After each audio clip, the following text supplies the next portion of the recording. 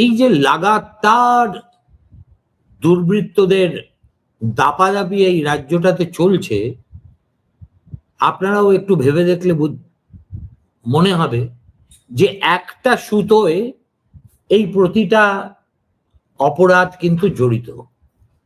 সেটা হচ্ছে অতিরিক্ত মদ্যপান। সঞ্জয় রায়ের সেই রাত্রিরের কাহিনীটা একবার মনে করার চেষ্টা করুন।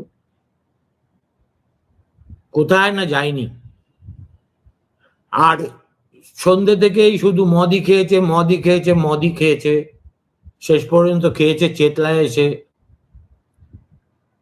এদিকে দক্ষিণ 24 পরগনার পুলিশ সুপার বলছেন একজন ছেলে নাকি মত্ত অবস্থায়, আবার বলছি কোট আনকোট, মত্ত অবস্থায় মা কালীর শিরশ্ছেদ করে দিয়েছে।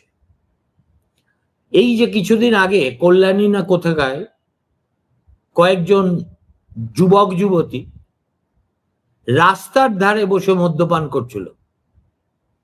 একজন সম্ভবত অধ্যাপক, তিনি ওখানে যেতে যেতে তার হয়তো বিবেকে লেগেছে, তিনি বলছেন তোমরা এখানে বসে মদ খাচ্ছ কেন? তারপরে তাকে ধরে বেদম উত্তম মধ্যম সেসব ছবিতে আমরা দেখেছি। মোহাম্মদ বাজারে যে লোকটা পাথর নিয়ে ওই নার্সের মাথায় মারবে বলে ঠিক করেছিল, সেও নিশ্চয়ই ওই মত্ত অবস্থায় ছিল। তার মানে one of the common factors in all the crimes committed is alcohol.